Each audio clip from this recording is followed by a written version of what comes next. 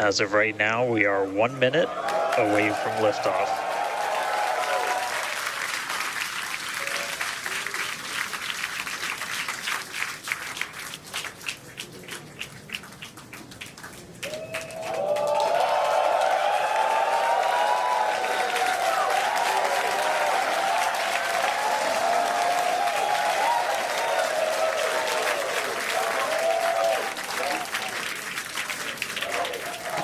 Flight directors go for launch.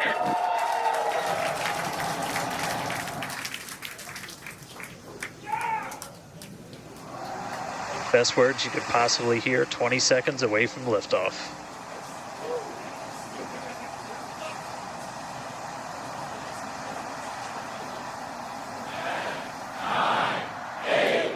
T-minus 5, 4, 3, 2, 1.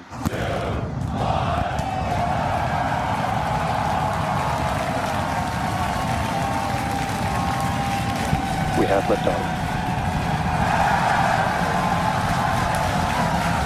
Vehicles pitching downrange.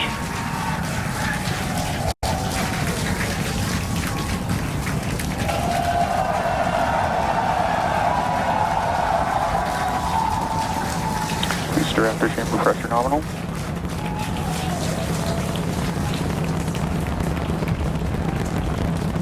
"30 seconds into the flight, the rumble's just starting to reach us here at launch control.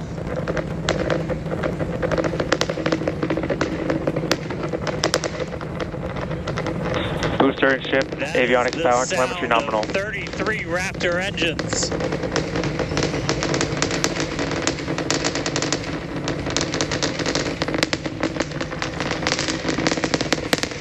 Max Q. Now pass through the maximum aerodynamic pressure, the most stress the vehicle's going to see on the way uphill.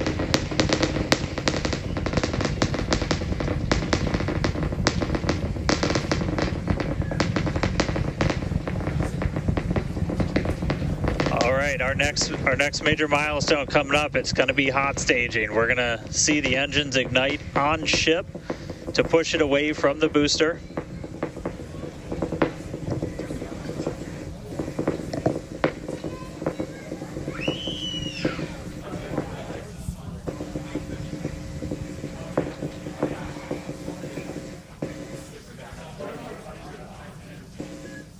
All right, so hot staging is going to be the next thing coming up. First, we're going to see the booster's engines start to shut down, all but 3. We're going to do what's called most engines cut off instead of main engine cut off, because 3 are going to keep going, and then we're going to see the engines on ship ignite.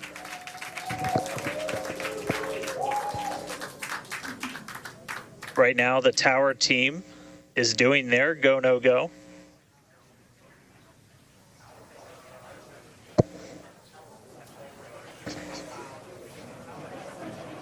And we might hear some really good words soon, too. All right. Can still see it up behind me. That is one of the most gorgeous things I've ever seen in my entire life. Coming up on hot staging next. Ship engine There's start up. most engines cut off. Stage separation. Booster Stage separate. separation, hot stage separation confirmed. Ship under its own power. I'm seeing 6 out of 6 Raptors lit. Hopefully I got a booster on the way back to me. I'm going to send it to you guys in Hawthorne. Oh man, that was absolutely incredible. I loved how the crowd Chamber pressure is nominal. crowd here in Hawthorne all went ooh at that first view of the blue flames from the booster. As you can see there, first stage currently performing, or excuse me, is now making its way back to the launch site. Again, we are Ship avionics power and telemetry nominal. the booster and the tower are both performing automated checks to make sure we are go for the booster to return to the launch pad for that catch. And once those are complete, the flight director... Booster, boostback burn, shutdown. Flight directors go for booster return. And we did hear that the tower is go for catch, so that was one of the big criteria we were looking for. This view We'll here. wait to hear that the go for catch has been sent. Beautiful view here from the ship. And so exciting to hear that we got a go for booster catch. That means it's going to be a really exciting morning. Again, the booster is making its way back towards now land in order to make that catch attempt in the tower. So incredible to see these views. You can see the ship on the right-hand side of your screen. All 6 Raptor engines are under full power. Once again, the booster is making its way back to the launch site. We are going to try and catch it using the chopsticks on the launch tower, the exact same tower that it just launched from just, wow, 5 minutes ago. Yeah, and the booster... Starship on nominal Guys, trajectory. I can confirm the command was sent for the booster to come back. That is incredible. So I'm looking up right now. It's pretty much right overhead of us, and we can see it starting to come down. I can't wait for us to hear the sonic boom through Dan's mic. Right. That is going to be incredible. It was so cool to hear the liftoff. And so once again, it's successful on-time liftoff of Starship Flight 5. The ship has separated from the booster. The booster is there on your screen. It is making its way back to the launch site. We are going to attempt the catch using the chopsticks. We did hear the confirmation that the command was sent to the tower. We are go for catch.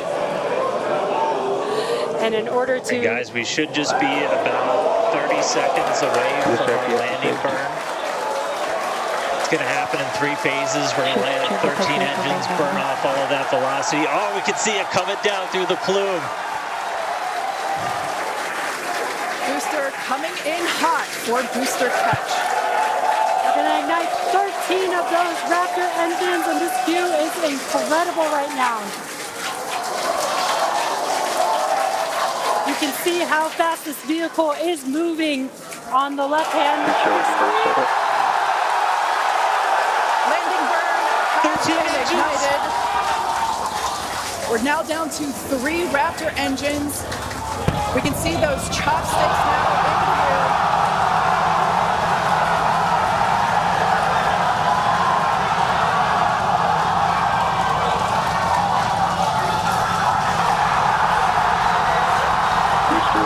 Shutdown. Mechazilla has caught the booster.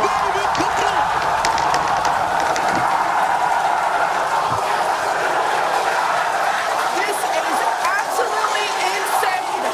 On the first ever attempt, we have successfully caught the Super Heavy booster back at the launch tower. What an incredible view! Are you kidding me?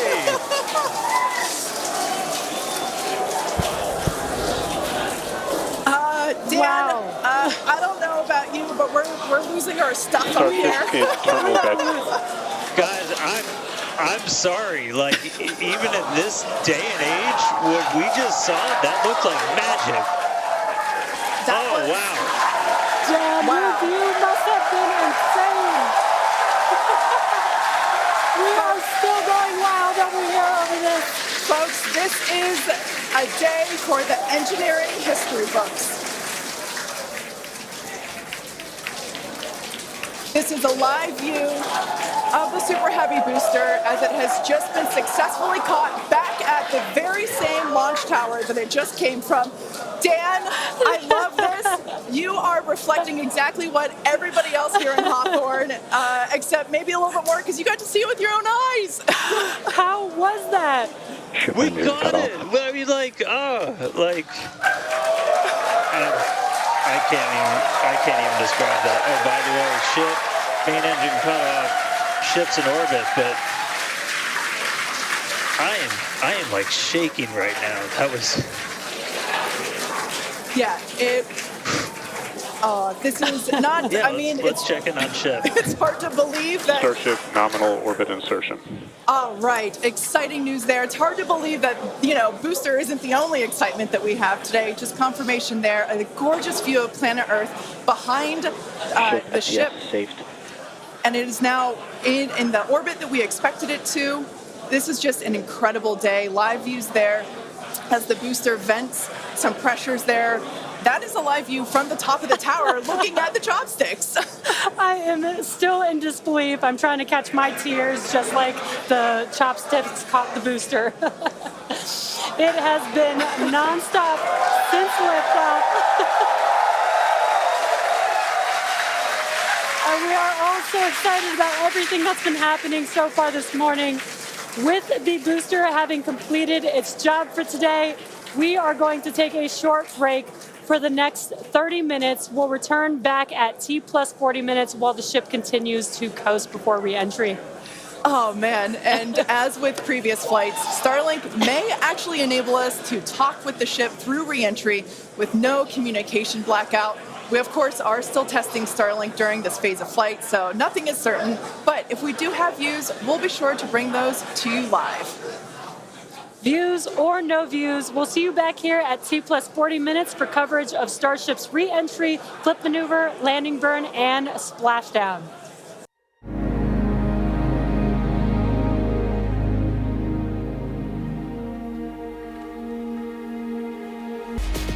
Welcome back to Starship's fifth flight test.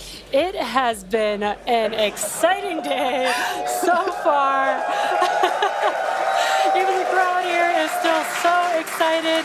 We lifted off from Starbase at 7:25 a.m. Central Time. The Super Heavy booster and ship had a successful separation as well as a good boostback burn and good separation of the hot stage adapter. The Super Heavy booster then completed the landing burn with 13 Raptor engines igniting and slowing down the vehicle perfectly for Mechazilla to catch the Super Heavy booster for the first ever land recovery of the vehicle.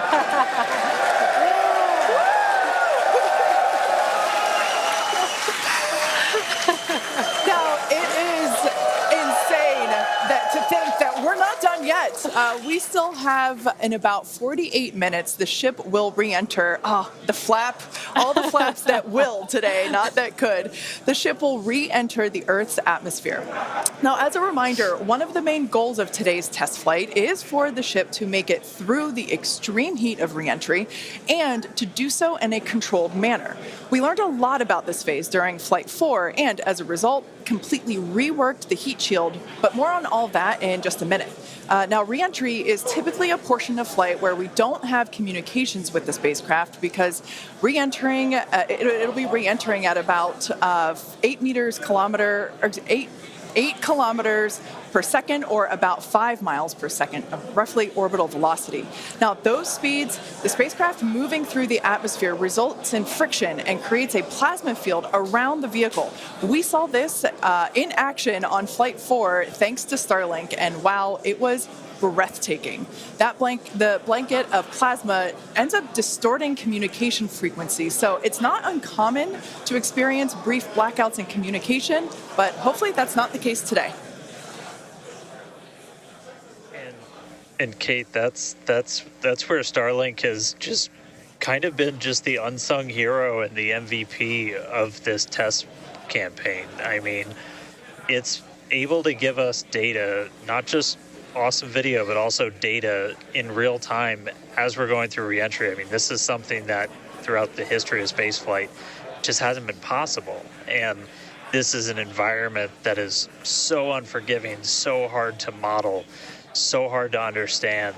And for the first time ever, we're able to literally watch as it unfolds in real time, get that data in real time. And we're able to do that with Starlink. And it's great for us because we get to see something. We get to see the greatest light show on the planet or off the planet. But what it means for this program, we're able to learn tremendous amounts about our heat shield, our angle of attack, everything that we're doing as we're coming in through the atmosphere at hypersonic speeds.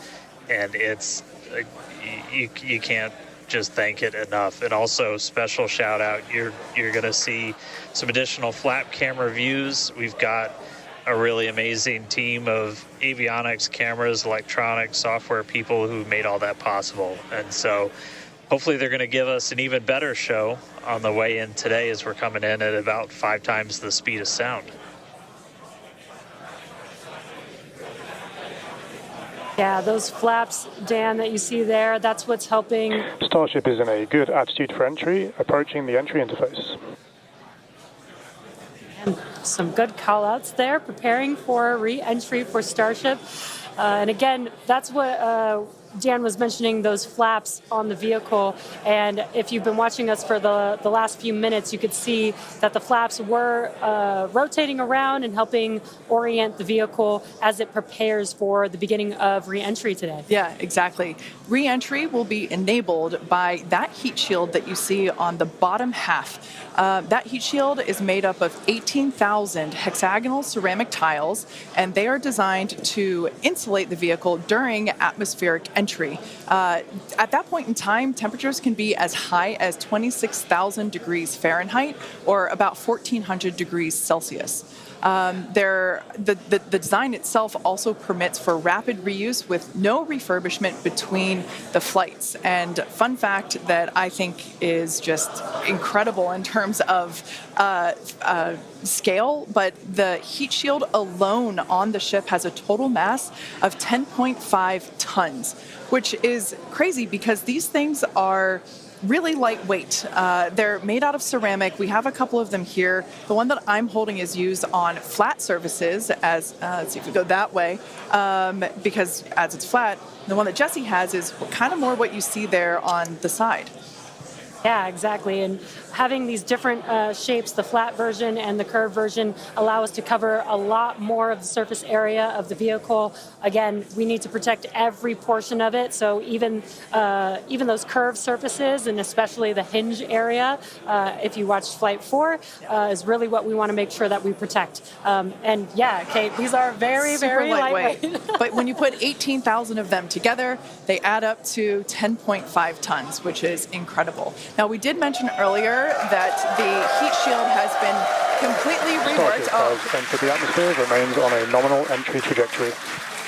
We can start to see that plasma now starting to build up on the side. It's not quite full plasma yet, but we are starting to see that color indicate that the heat is building up on the heat shield.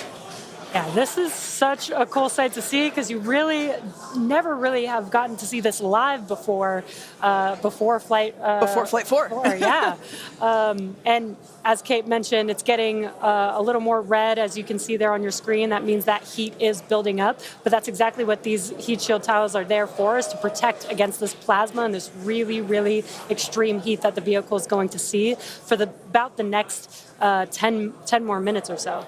Yeah, so the ship will attempt to light the 3 center Raptor engines, and those are the engines that can gimbal or maneuver or point, and they do that to help flip the ship until the engines point down so that it can land using the Raptor's thrust in the ocean. So that will happen after we get through this re-entry period. Again, now starting to see, and we also might start to see the flaps actuate a little bit here as the vehicle controls its roll during re-entry. That was one of the main learning points from Flight 3 was the roll control didn't work quite as well as we wanted it to. We learned that we needed some redundancies, so we added more roll control thrusters, and we'll see those in action as well today, as that was a Flight 3 learning that worked better on Flight 4 and still enabling that same design today. Yeah. Starship has passed through 85 kilometers altitude. Flaps now have control of the vehicle. Great call out, as Kate mentioned, the flaps are controlling the attitude of the vehicle. And I love these views because it looks so calm everything is relative, right? So relative to this camera on the ship, it looks so calm and smooth, but the vehicle is traveling extremely fast. You can see the speed on the bottom right-hand corner of your screen. Starship is designed to land on Mars where there are no runways or other humans to help out. So we also want rapid reusability. So we're doing propulsive landing instead of a more traditional means like parachutes. And so we will use the engines on this vehicle to help slow the vehicle down for a vertical landing. Yeah. Now, entry is going to basically happen in 5 phases. The first is low drag. That lasts for about 3 minutes. Next is high heating, and beginning when heating increases above the heat rate breakup limit. That lasts for about 10 minutes. We then have high dynamic pressure. Starship will continue to slow down and experience increased aerodynamic loads during that phase, and that will happen before reaching Mach 1, about a minute after. Starship is approaching the peak heating phase of entry, remains on a nominal trajectory. Okay, so that was phase 2 that he just called out, that I was mentioning. After peak heating is that dynamic pressure around Mach 1, and that will last about a minute after leaving the hypersonic area, and then we go into subsonic, and then, of course, landing burn. Wow, what an incredible view. The colors are so amazing, and the colors actually also tell you a little bit about the temperature that the vehicle is seeing as well. So I think that's pretty cool that we get this amazing live visual. Speaking of live visual, the flap, we have more views, more cameras on board Starship, as Dan mentioned a few minutes ago. We are hoping that all 4 flaps will stay more intact than they did last time. We did make some changes to the design in order to help enable Starship this. is now experiencing peak heating, remains on a nominal entry trajectory. Great news there that Starship is continuing along the path that we intended it to fly. You can keep track with how fast it's going and how high it is above Earth using the display that is there on the bottom right-hand side of your screen. And guys, this is where we're really going to see a lot of those improvements from Flight 4 really come into action. As you guys kind of talked about, so it's called the static arrow. Those are kind of the poke out points on the flaps. Those get exposed to some pretty extreme heat environments, and so we added some additional, basically made it a lot more robust for the thermal protection there. And we learned not just from visuals and stuff like that. We had those missing tile tests on Flight 4 where we intentionally left some out, kept in some backup layers. They're called ablatives, which means they just gradually melt away to help dissipate the heat. And we've got an entire layer of ablative underneath the tiles on this Starship today. So even if you get a gap in a tile or a tile is broken, anything like that, we've got essentially backup options. And what we're really trying to do today is do an on-target landing. As we lost the flaps, you lose a lot of your control, and so we didn't land right on target last flight. This time we're trying to really nail the target within just tens of meters, and that'll just be a really huge step on feeling like we're closer to bringing a ship back. Obviously, there's a lot of work before we get there, but we just caught a booster. We're going to start looking real soon at when we can catch a ship. So the view on your left is as a helicopter passes by Dan, bound at Starbase. The view on your left is a camera that's positioned near the nose of the ship, looking basically down toward the flap. The view on the right is looking perpendicular to the flap. So we're looking basically bird's eye view onto the flap on the left-hand side, and then a worm's eye view from the side with that view on the right. Yeah, sorry about that, guys. Maverick just buzzed the tower. He might be coming back, so. Now, these views brought to us by Starlink. It's incredible that we have this high-definition capability. In fact, that view on the left... Starship is now halfway through the peak heating phase of entry, remains on a good trajectory. So great news there, hearing that we're about halfway through the peak heating phase. Like I said earlier, this lasts roughly 10-ish minutes. And we did hear earlier that the flaps have control of the vehicle, so also good news there. It is incredible that we've basically had views the entire time. Right, yeah. Thanks to Starlink. My memory did black out a little bit after booster catch, so I think we had views. But all through the coast phase, we had some beautiful views of planet Earth behind the ship as it was in its orbit. Yeah. And I also do want to point out on your right-hand screen, we've got a more encompassed view of the flap. As we watched in Flight 4, the hinge area was the area where we got a little bit of that burn through. This view, this new camera view on the ship, will help us be able to visually see more of what's happening in that area. And again, we have improved our heating tiles, and so hopefully we've protected the hinge a lot better this time. Landing chill has started.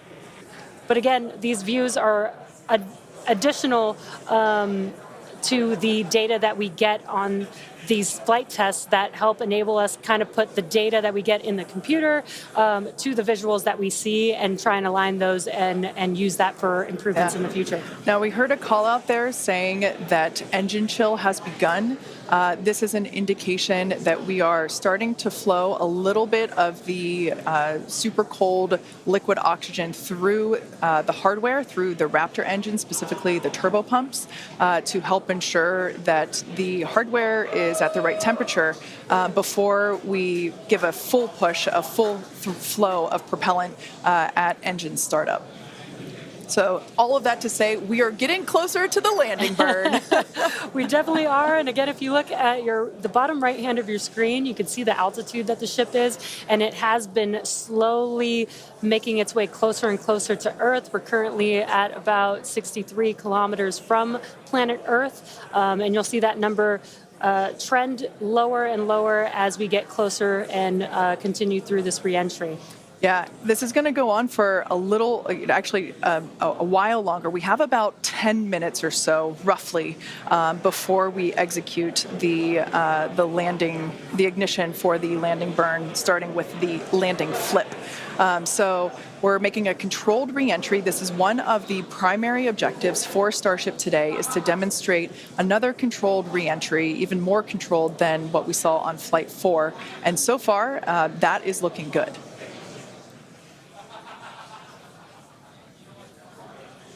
And then as we start to really get lower, we're going to start seeing the atmosphere's effects start to take place, and that's when we'll be dropping our speed down closer to the speed of sound. You'll see the flaps start to maneuver. We were able to do a landing burn on Flight 4, which kind of caught all of us off guard. It was pretty incredible after seeing the flaps survive through. And we're going to try and do another one on this flight today. We tweaked it a little bit, so we're going to try and splash down at a little bit of a gentler angle this time, instead of just kind of hit the water and fall over.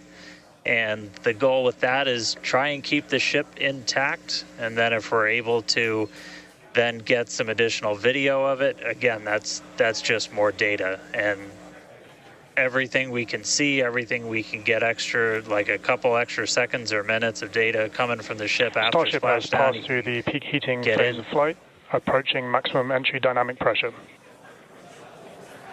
All right, we're through peak heating. Coming up is basically max Q part 2, where we're going to hit kind of that part of the curve where we're still moving really fast and the atmosphere is just dense enough that we're feeling the most pressure, but hopefully we're going to start feeling a little bit less heat now.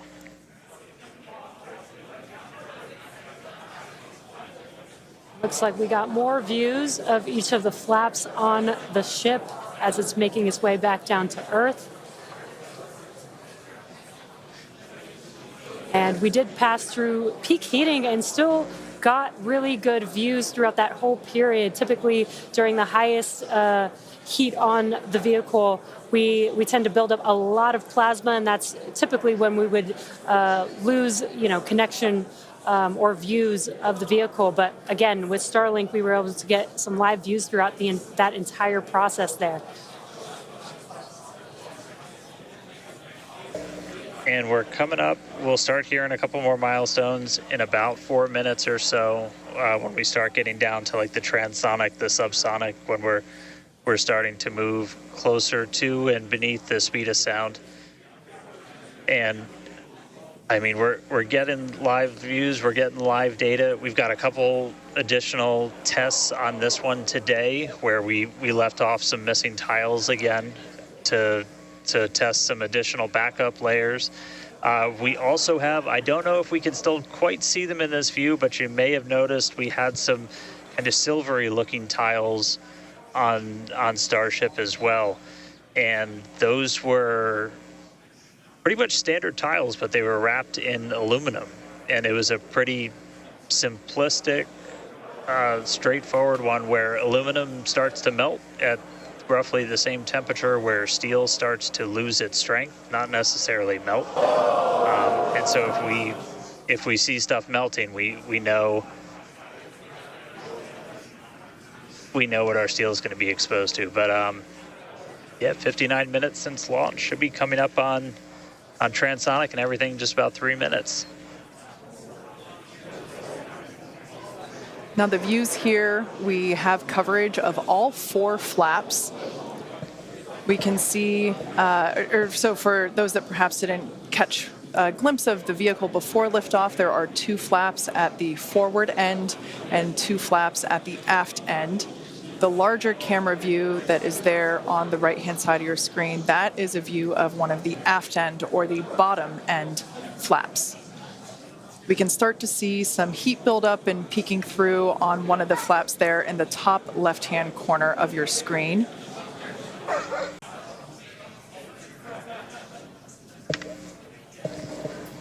Once again, Starship now at T plus 1 hour and 9 seconds into its flight today, re-entering the Earth's atmosphere. Currently about 45 kilometers above the surface of the Earth, now 44.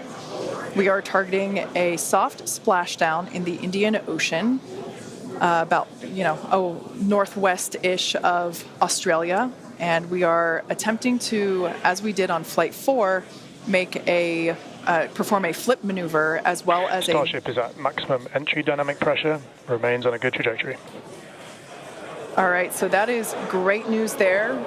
Like Dan said earlier, this is basically max Q part 2.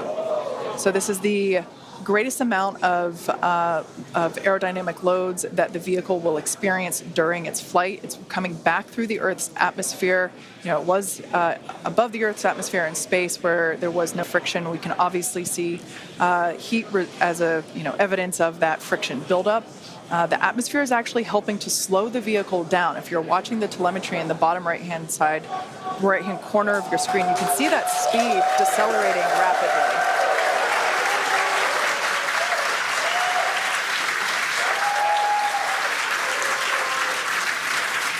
Now, the 4 flaps on the ship help steer the vehicle, and one of the main objectives for the ship today is to demonstrate controlled re-entry during this phase of flight, this re-entry phase.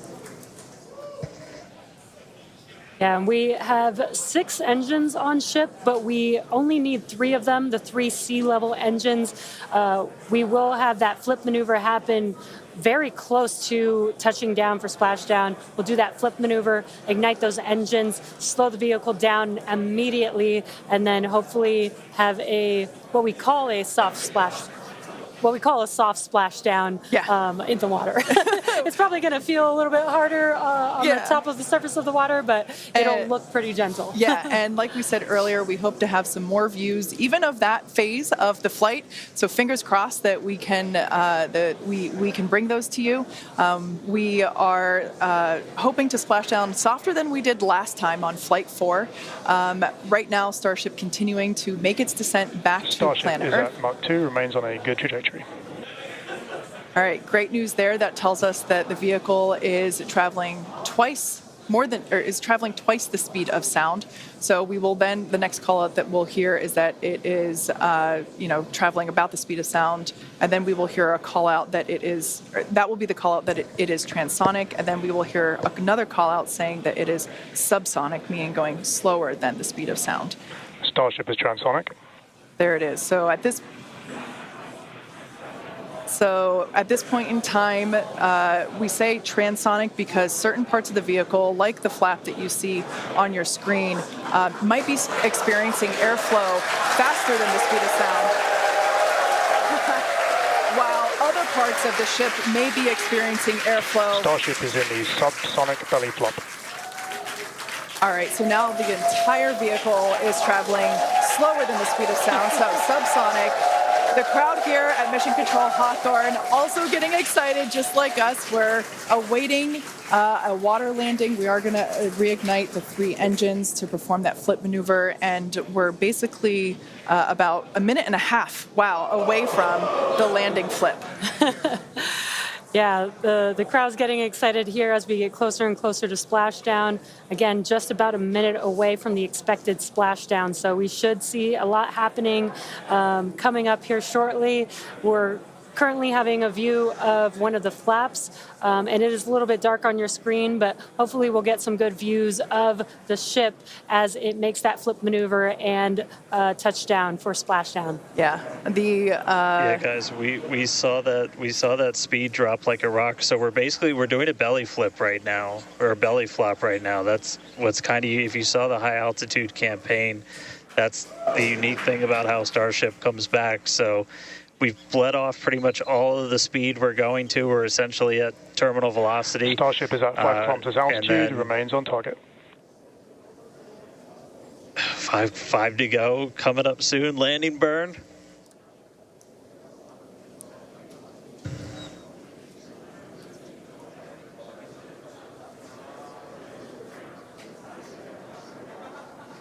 Two kilometers away. Starship is on target. Approaching landing burn startup. So keep an eye on the bottom right-hand side of your screen as well. That will be the indicator when the Raptor engines ignite, if we are unable to see that illumination ourselves. Landing burn startup. What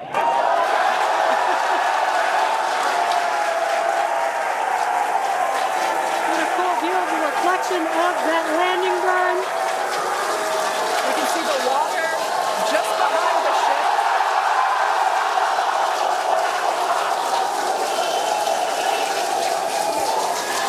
Starship has landed. An incredible view. I think it is safe to say we have a ship in the water. Touchdown! That is a live view from the ocean surface. What an incredible end to Starship's journey. A live view from a buoy that we had out at the landing zone. An incredible view of ship landing just about on target as they were calling out. That was amazing. And we were not intending to recover any of the ship's hardware, so that was the best ending that we could have hoped for.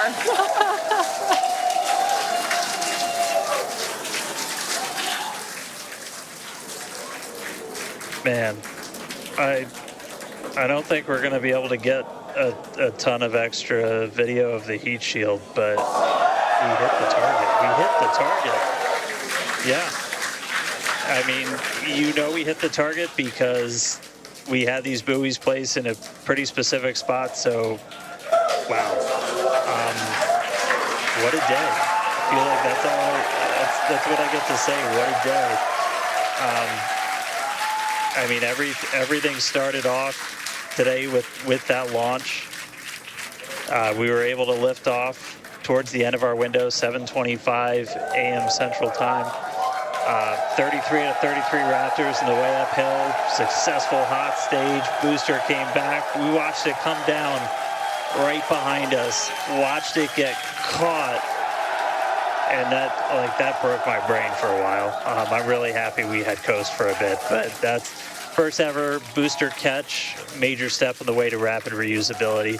And ship just gave us one heck of a show, making it through a controlled reentry this time, flaps intact, made it down to the water. Hey, starships were meant to fly, and it sure as hell flew today. So let's get ready for the next one. Over to you guys. They were meant to fly, and they were also meant to be caught by Mechazilla. Yeah.